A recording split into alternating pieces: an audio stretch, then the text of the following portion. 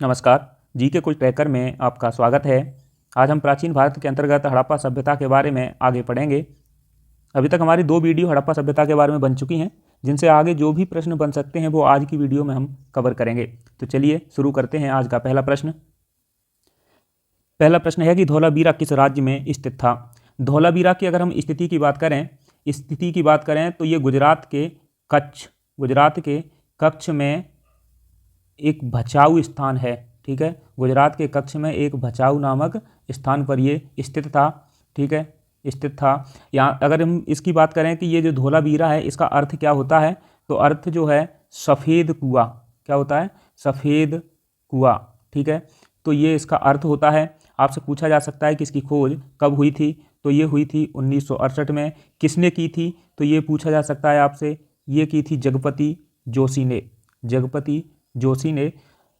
जो धौलावीरा है इससे कुछ साक्ष्य मिले हैं जो हमारे लिए बहुत इंपॉर्टेंट हैं। एक स्टेडियम मिला है। क्या मिला है? स्टेडियम। ठीक है। दूसरा अगर हम इसकी बात करें तो जलकुंड मिला है। देखिए जो उन्नत जल प्रबंधन की बात करते हैं तो वो धौलावीरा से ही सबसे अच्छे उन्नत जल प्रबंधन के साक्ष्य मिले हैं। ठीक है, तो आप ये याद रखेंगे। जलकुंड मिला है, साइन बोर्ड मिला है। ठीक है, तो ये सब यहाँ से मिले हैं।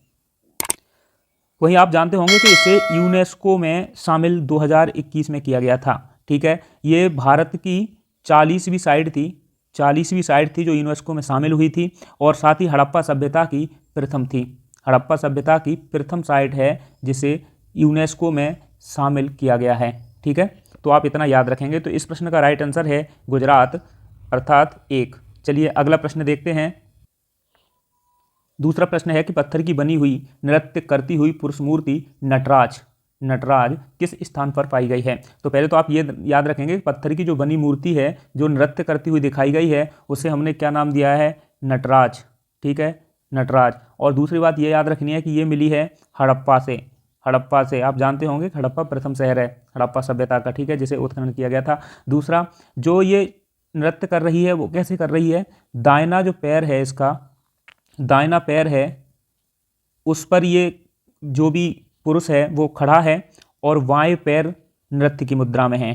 ठीक है, बायां जो पैर है वो नृत्य की मुद्रा में है। ठीक है, तो ये है, आप इतना याद रखेंगे। तो इस प्रश्न का राइट आंसर क्या है? हड़प्पा। अगला प्रश्न देखते हैं। तीसरा प्रश्न है कि निम्न में से कौन सा स्थल गुजरात में स्थित नहीं है। तो देखिए, जो मैंने अभी बताया था कि जो धौलावीरा है वो गुजरात के कच्छ में स्थित है। सुरकोटदा है, लोथल है और वनावली है। ठीक है, तो जो सुरकोटदा है, पहले तो आप एक एक करके देख लीजिएगा। ये कहाँ पर स्थित है? कच्छ, गुजरात में। ठीक है, इसकी खोज किसने की थी? तो मैंने आपको बताया था जगपति जोशी ने। इसका अर्थ क्या होता है? सफ़ेद कुआं। यहाँ से क्या क्या मिला? स्टेडियम, जलकुंड, सबसे अच्छी जल प्रबंधन प्रणाली। ठीक है, सबसे अच्छी जल प्रबंधन प्रणाली। आप ये याद रखेंगे, कभी भी पूछा जा सकता है। ठीक है, जल प्रबंधन प्रणाली धौलावीरा से मिली है। सुरकोटदा की बात करें तो सुरकोटदा कहाँ स्थित है? ये भी कच्छ में स्थित है। ठीक है, इसकी भी खोज जगपति जोशी ने ही की थी। तो आप ये भी याद रखेंगे। साथ ही याद रखेंगे कि यहाँ से मिला क्या है? घोड़े के साक्ष्य मिले हैं। क्या मिला है? घोड़े के साक्ष्य मिले हैं। अग्निकुंड मिले हैं। ठीक है, तो ये यहाँ से कुछ फैक्ट थे जो मिले हैं। साथ ही लोथल की बात करें तो हम आपसे इसके बारे में कई बार बात कर चुके हैं। ये अहमदाबाद जो ज़िला है गुजरात का वहाँ स्थित है। नदी की बात करें तो ये भोगवा नदी के किनारे स्थित है। ठीक है, यहाँ से भी काफ़ी चीज़ें मिली हैं, जैसे घोड़े के साक्ष्य मिले हैं, अग्निकुंड मिला है। ठीक है, अगला ऑप्शन है वनावली। वनावली की खोज कब होती है? 1973 में होती है। ठीक है, कौन करता है? रविंद्र सिंह बिष्ट इसकी खोज करते हैं।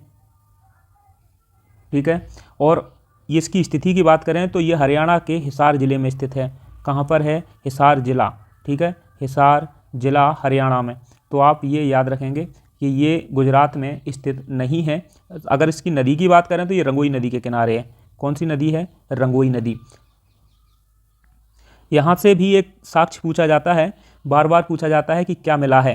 तो उसमें मिट्टी के हल मिले हैं। क्या मिले हैं? मिट्टी के हल मिले हैं।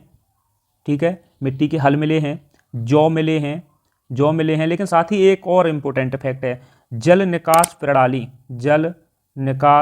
प्रणाली। मैंने अभी आपको बताया था कि सबसे अच्छी जल निकास प्रणाली किसकी थी, तो वो धौलावीरा की थी। लेकिन यहाँ जल निकास प्रणाली का अभाव पाया गया है।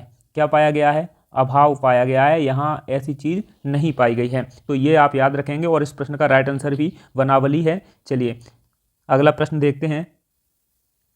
चौथा प्रश्न है कि नर्तकी की कांस्य मूर्ति कहाँ से प्राप्त हुई है। अभी थोड़ी देर पहले हमने जाना था कि पत्थर की बनी हुई जो पुरुष मूर्ति थी वो नृत्य करती हुई मुद्रा में दिखाई गई है, यानी कि नटराज, तो वो कहाँ से मिली थी, वो मिली थी हड़प्पा से। ठीक है, लेकिन नर्तकी की कांस्य मूर्ति की अगर हम बात करें तो ये मिली है कहाँ से, मोहनजोदड़ो से। ठीक है, मोहनजोदड़ो से। मोहनजोदड़ो के बारे में हम बहुत पहले बात कर चुके हैं कि इसका सिंधी भाषा में अर्थ होता है मृतकों का टीला। इसकी खोज जो है राखालदास बनर्जी ने 1922 में की थी, है ना। और ये इसकी स्थिति कहाँ है, लरकाना जिला में है, सिंध प्रांत में है, और स्थिति ऐसी है कि वो पाकिस्तान में है। सिंध के ये दाएं तट पर है। इतना बस याद रखेंगे कि ये, वैसे सिंध नदी तो मैं कई बार बता चुका आपको, लेकिन कई बार एग्जाम में आपको फंसाने के लिए बोला जाता है कि ये सिंध नदी के किस तट पर है, तो सिंध के दाएं तट पर है। ठीक है, दाएं तट पर है, तो आप ये याद जरूर रखेंगे। यहाँ से क्या क्या मिला है, स्नानागार मिला है, स्नानागार मिला है, अन्नागार मिला है, पशुपति की मूर्ति मिली है। ठीक है, पशुपति जिसे शिव कहा गया है की मूर्ति यहाँ से मिली है। ठीक है, ध्यान मगन योगी की मूर्ति मिली है, ध्यान मगन योगी जिसे योगी कहा गया है, ध्यान मगन मुद्रा में बैठे हुए पुरुष को। ठीक है, तो वो मूर्ति यहाँ से मिली है, तो आप ये याद रखेंगे। अन्नागार और स्नानागार के बारे में पहले ही बात कर चुका हूँ। तो ये बाकी की नर्तकी की कांस्य मूर्ति, पशुपति शिव की मूर्ति, ध्यान मगन योगी की मूर्ति, ये यहाँ से मिले हैं आपको। अगला हम देखते हैं ऑप्शन चन्नूदड़ो। तो चन्नूदड़ो की बात करें, इसकी खोज जो है 1931 में, कब, 1931 में किसने की थी, NG मजूमदार ने। ठीक है, NG मजूमदार ने इसकी खोज की थी। अगर हम इसकी बात करें कि इसकी स्थिति कहाँ है, तो ये सिंध नदी के किनारे है, किसके, सिंध नदी के किनारे है, और सिंध प्रांत में है, सिंध प्रांत में है। ठीक है, सिंध प्रांत में है, तो ये आप याद रखेंगे। यहाँ से क्या क्या मिला है, यहाँ से कुछ चीज़ें इंपॉर्टेंट मिली हैं, जैसे इत्र, श्रृंगार करने के जो साधन हैं वो यहाँ से मिले हैं। इत्र मिला है, काजल मिला है, लिपस्टिक मिली है। ठीक है, तो ये सब चीज़ें यहाँ से मिली हैं। हालांकि ये जो झूकर झांगर संस्कृति हुआ करती थी इस स्थान पर पहले, उसके भी साक्ष्य यहाँ से मिले हैं। हड़प्पा जो है, हड़प्पा की बात हम कर चुके हैं आपसे कि ये हड़प्पा सभ्यता का प्रथम स्थल था जिसे खोजा गया था। दयाराम साहनी ने इसकी खोज 1921 में की थी। मोंटगोमरी या साहिवाल जिला जहाँ पर इसकी स्थिति है, ये पंजाब प्रांत में पड़ता है। रावी, ये पंजाब प्रांत भारत का नहीं है बल्कि पाकिस्तान का है। रावी नदी के बाएं तट पर है, रावी नदी के बाएं तट पर है। हालांकि हम रावी के बारे में बात कर चुके हैं, लेकिन ये बाएं तट पर है रावी के, तो आप इतना याद रखेंगे। यहाँ से क्या क्या मिला है, यहाँ से मैंने आपको बताया था नटराज मूर्ति मिली है, अन्नागार भी मिला है यहाँ से। ठीक है, कब्र एच जिसे एच नाम दिया गया है वो, और कब्र 37, ठीक है, कब्र 37, ये यहाँ से मिले हैं। सनौली की अगर हम बात करें तो ये सनौली जो है ये हड़प्पा का ही स्थल है। कई बार आपको ऑप्शन में ऐसे भी पूछा जाता है कि इनमें से कौन सा हड़प्पा का स्थल नहीं है या है, और ऐसे ऑप्शन दिए जाएं जैसे कुणाड है, सनौली है, ये सभी हड़प्पा के स्थल ही हैं। सनौली की स्थिति की अगर हम बात करें तो ये उत्तर प्रदेश के बागपत जिले में स्थित है, उत्तर प्रदेश के बागपत में स्थित है। इस यहाँ से क्या क्या मिला है, यहाँ से 125 मानव कब्रें मिली हैं। ठीक है, तो आप ये याद रखेंगे, ये हड़प्पा का स्थल है। चलिए, इस प्रश्न का राइट आंसर क्या था, मोहनजोदड़ो। अगला प्रश्न देखते हैं।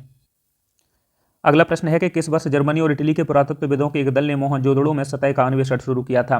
देखिए, ये काम हुआ था 1980 में, जब इटली और जर्मनी दोनों के पुरातत्वविद यहाँ आए और उन्होंने यहाँ अपना रिसर्च किया। ठीक है, आपसे पूछा ये भी जा सकता है कि 1986 में अमेरिका की टीम, ठीक है, अमेरिका के पुरातत्वविद कब आए थे, तो ये आए थे 1986 में। आपका इस प्रश्न का राइट आंसर 2 है, लेकिन ये भी पूछा जा सकता है कि अमेरिका के पुरातत्वविद कब आए थे। चलिए अगला प्रश्न देखते हैं। छठवां प्रश्न है कि सिंधु घाटी सभ्यता में घोड़े के अवशेष कहाँ से मिले हैं। तो देखिए, जो घोड़े के अवशेष हैं उनकी मान्यता हड़प्पा सभ्यता के बारे में नहीं है, फिर भी कई बार एग्जाम में पूछा गया है और कई किताबों में आपको कुछ ना कुछ मिलता भी है। तो जो घोड़े के अवशेष कहाँ से मिले हैं, आइए देखते हैं। जो बनावली है इसके बारे में हम बात कर चुके हैं थोड़ी देर पहले। ठीक है, रोपड़ी की अगर हम बात करें, रोपड़ी की बात करें तो ये स्वतंत्रता के पश्चात खोजा गया था, प्रथम नगर था। ठीक है, स्वतंत्रता के पश्चात खोजा गया प्रथम नगर था, तो आप ये याद रखेंगे, प्रथम नगर था।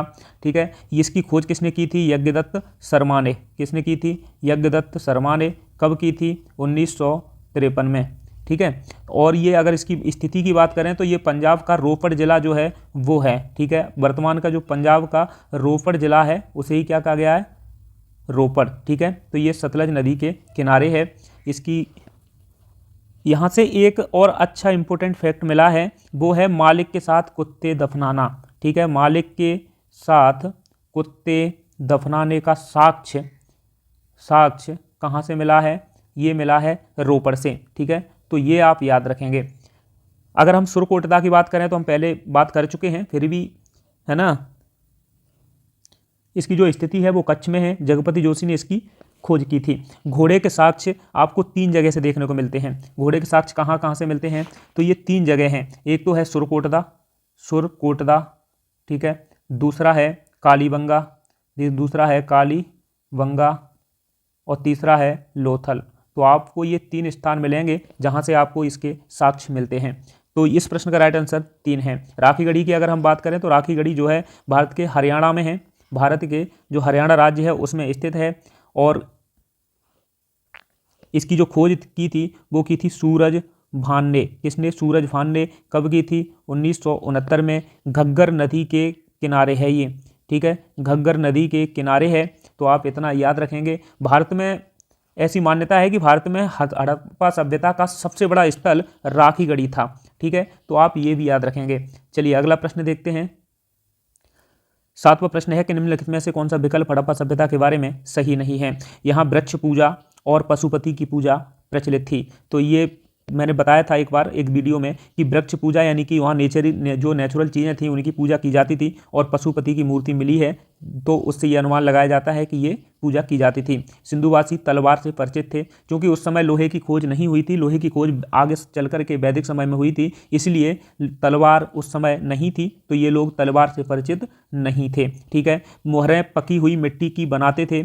हाँ, जो मोहरें होती थी वो पकी हुई मिट्टी जो आग में पका करके मिट्टी होती थी उससे बनाई जाती थी। तो ये भी सही है, ये भी सही है। तौल की इकाई, इनकी तौल की इकाई 1:16 के अनुपात में थी। तो ये भी सही है। इस प्रश्न का राइट आंसर बात करें तो 2 है। अगला प्रश्न देखते हैं। अगला प्रश्न है कि निम्न में से किस पदार्थ का उपयोग हड़प्पा काल की मोहरों के निर्माण में मुख्य रूप से किया गया था? तो देखिए, मैं हड़प्पा की मोहरों की बात कर चुका हूँ आपसे।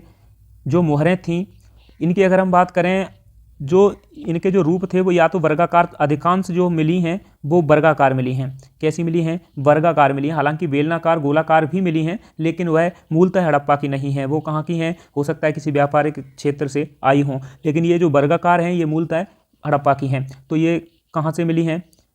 पूरी हड़प्पा सभ्यता से। इन पे अगर हम बात करें कि सबसे ज़्यादा किस पशु को दिखाया गया है, तो एक श्रृंगी जो पशु है उसका अंकन सबसे ज़्यादा मिलता है, ठीक है। तो आप ये याद रखेंगे।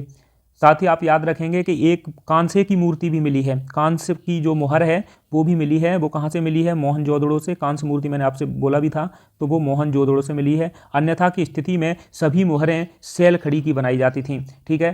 तो ये आप याद रखेंगे। और ये क्या होता था? जो सैलखड़ी होती थी वो आग में पकी मिट्टी और मतलब जैसे टेराकोटा का गया है उसमें रेत वगैरह वगैरह मिला के बनाई जाती थी। तो ये इस प्रश्न का राइट आंसर है। चलिए अगला प्रश्न देखते हैं।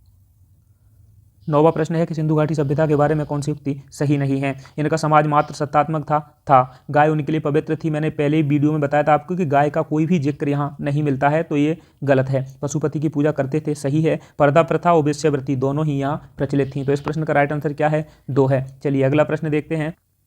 10वां और अंतिम प्रश्न है कि हड़प्पा सभ्यता की सामाजिक विशेषता नहीं है। तो देखिए, इसकी जो सामाजिक विशेषता समतामूलक का अर्थ होता है यहाँ जाति पाति नहीं थी, छुआछूत नहीं थी, एक दूसरे से भेदभाव नहीं था। तो ये यहाँ था, ठीक है। बहुवर्णीय, यहाँ 4 वर्णों की चर्चा की गई है। वो कौन कौन से हैं जो यहाँ पाए जाते थे? तो वो हैं, पहला था विद्वान। क्या था? विद्वान, ठीक है, विद्वान होते थे। उसके बाद में योद्धा हुआ करते थे, व्यापारी और उसके बाद श्रमिक। तो ये 4 वर्णों की चर्चा हमें हड़प्पा सभ्यता में देखने को मिलती है, ठीक है। ये मात्र सत्तात्मक था। तो जो स्त्री की मृण मूर्तियाँ मिली हैं उनसे ये अनुमान लगाया जाता है कि ये जो सभ्यता थी वो मात्र सत्तात्मक रही होगी, ठीक है। तो ये तीनों ही सही हैं, लेकिन ये चौथा दिया गया है, इनमें से कोई नहीं। ये इस प्रश्न का राइट आंसर है। तो देखिए, मैंने आपको हड़प्पा सभ्यता के बारे में जितने भी प्रश्न एग्जाम में बन सकते थे वो पिछली 2 वीडियो और एक आज की ये 3 वीडियो में कंप्लीट करवा दिया है। अब आगे हम वैदिक सभ्यता के बारे में पढ़ेंगे। वैदिक सभ्यता के बारे में जितने भी प्रश्न एग्जाम में बने हैं या बन सकते हैं उनको हम कवर करेंगे। तो हमारे इस चैनल को सब्सक्राइब जरूर कर लें और वीडियो अच्छी लगे तो लाइक करें।